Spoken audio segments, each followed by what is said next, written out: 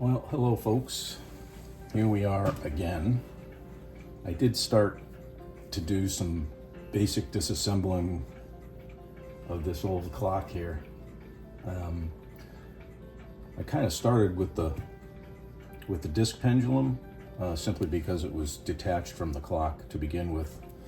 So I was able to get this lead screw out of here, left hand thread one side, right hand thread on the other for these weights to screw in and out. This is the key that you need for one of these clocks. It has a very, very small square socket on one end and the larger socket to fit the mainspring winder. So I was able to get that out. There's a little bit of rust on here that I'll clean off.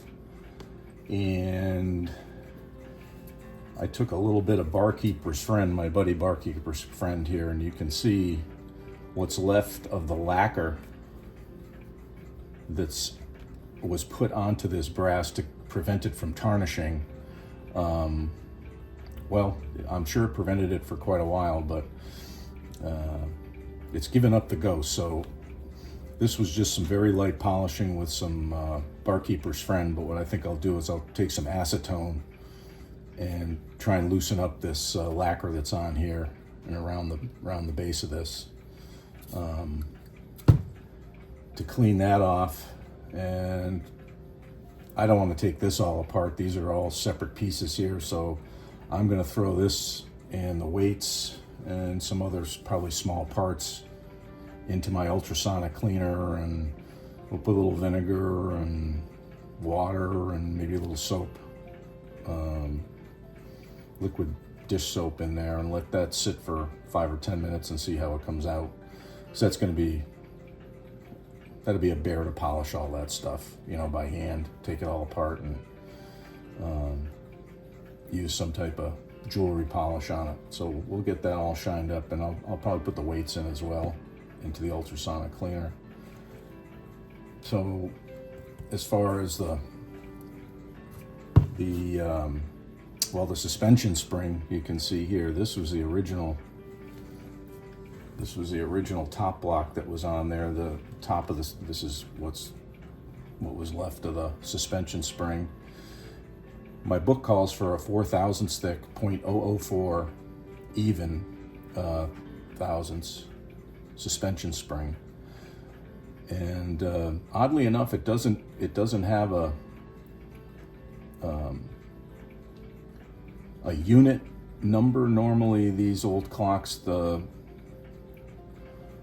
Horolovar folks make up suspension springs for these. You can buy them pre-done, and they sell various weights of suspension springs. I'll grab one real quick.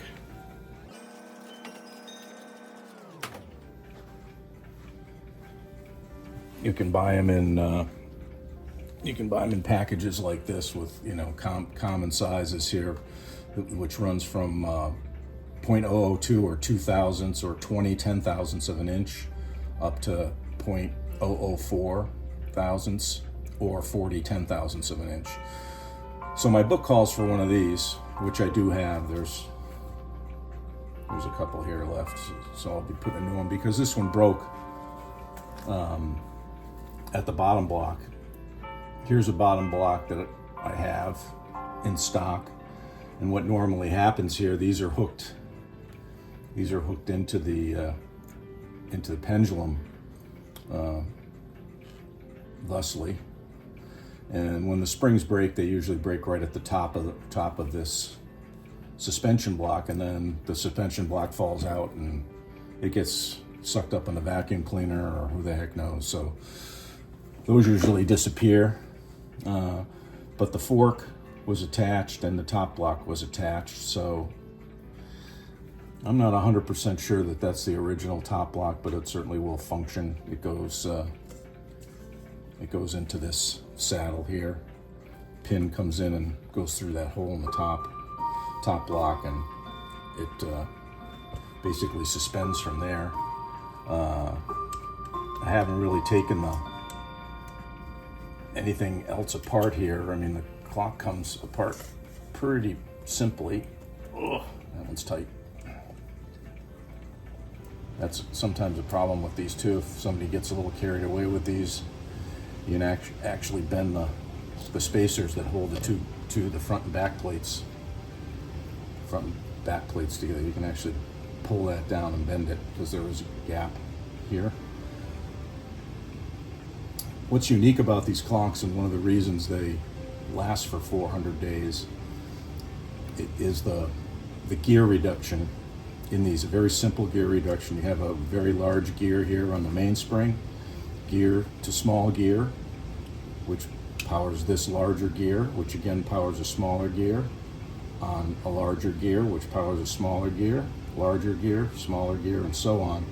So the large amount of power that's produced down here eventually gets transmitted up to this escapement up here, this anchor shaft, and the ratchet wheel that you see.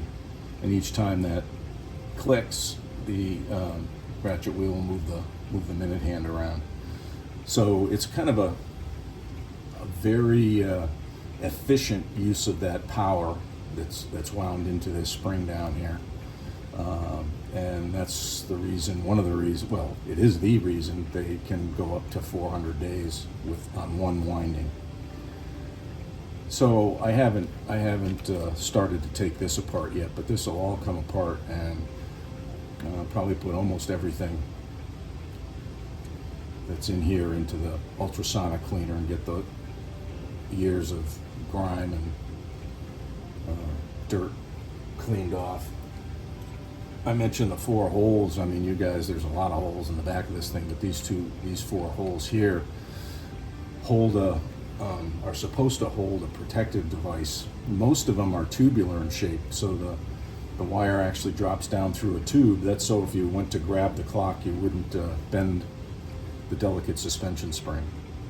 So I've got this let down right now, unwound the mainspring, so I can basically take this whole thing apart at any time. These older clocks, the face looks really good. You know, it's not a paper dial. That's actually porcelain. So it has a stencil done, and then a glazing. It's fired. So these are very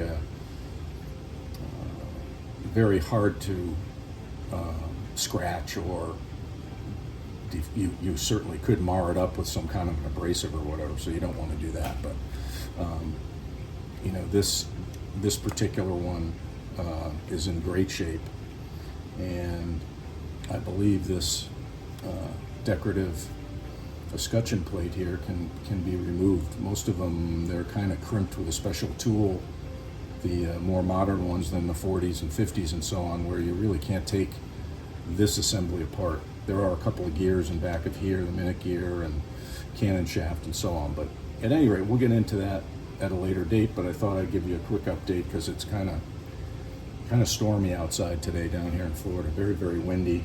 Had to take the American flag down. The flagpole was screaming for mercy.